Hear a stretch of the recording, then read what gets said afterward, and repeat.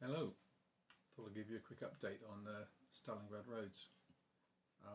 Just getting into the sixth turn, that's the December 4 turn. They are weekly turns.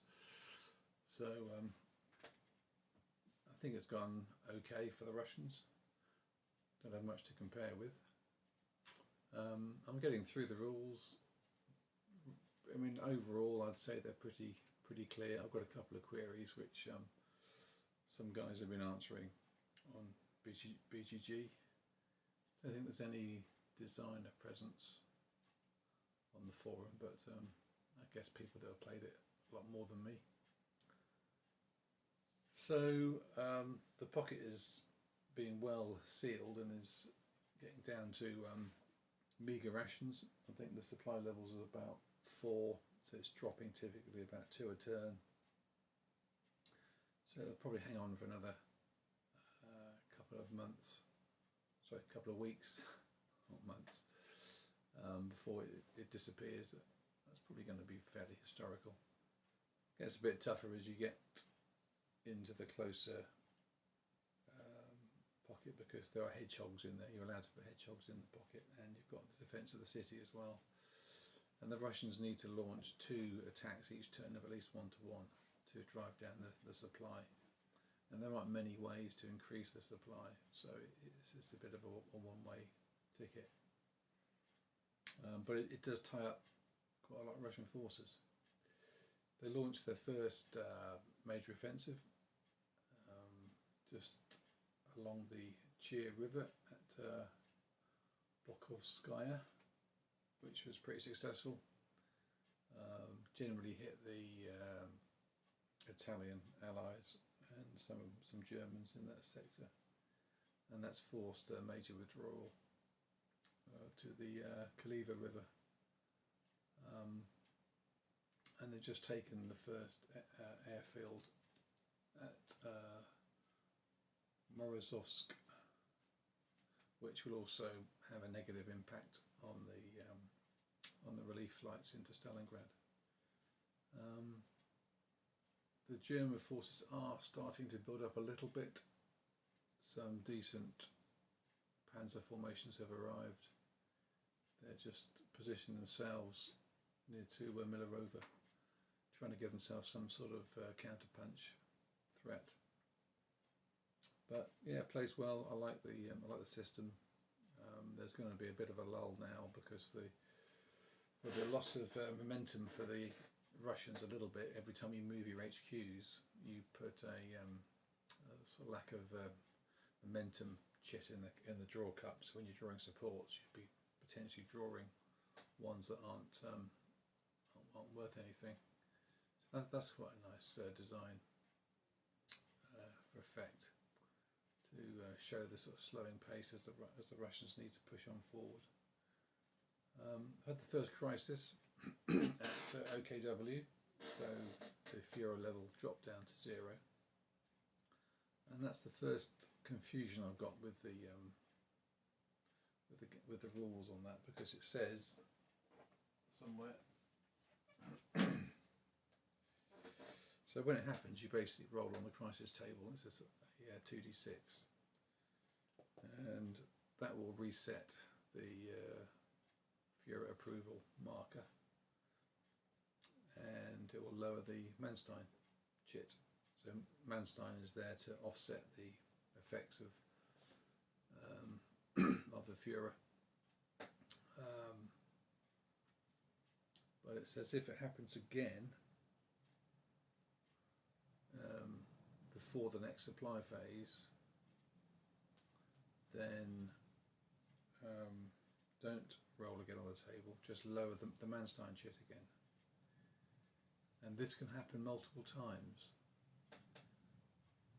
So I'm not sure how that happens. So if you put the Fuhrer, say, on level 6, which is typically where he will appear after a crisis, and you get 6 more knockdowns to put him back to 0, then you don't roll again, you lower Manstein. But now he's on 0, how could it happen again? Does that mean if you get any other reduction, even of 1, that's another another crisis. Now, I've read the rules a few times on that, and I've hit a bit of an impasse. But I've posted some questions, so hopefully I'll get a clarification on how that's supposed to work. But anyway, it's not spoiling my enjoyment of the game, which I think is very good.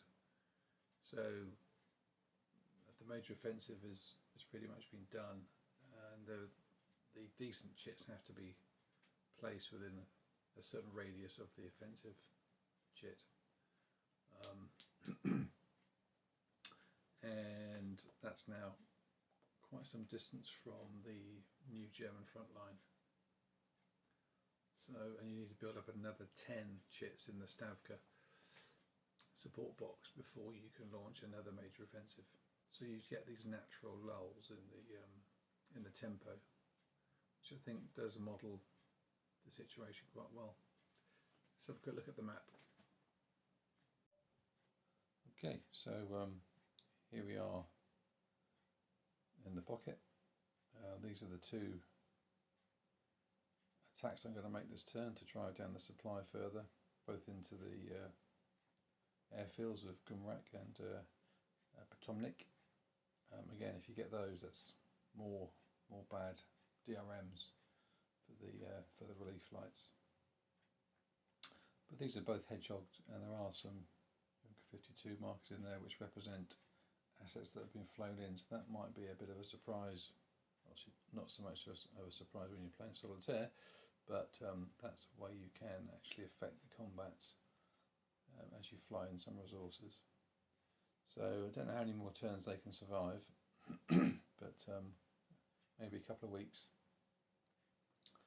We've pushed up towards Kotelnikovo, just here. That's still happening. We managed to get the 29th motorised out of the pocket, and that's allowed them to keep this position until I think next turn. It's actually December 4th on the German half of this turn. That will release 16th motorised. So it's definitely worth trying to hang on to this sector to get this guy out. It's quite useful, and you can do a strategic movement, which essentially doubles your move along roads. If you want to use the rail and clear hexes, you've got to spend a support marker to enhance your strategic movement. So the Germans did counterattack around here a little bit, but have now fallen back. There's Morozovsk, the airfield here. Just using some thunder in the east odds markers as a reminder where I'm attacking and the odds. So they'll probably take another airfield. That's another objective. So that'll be another Führer -1.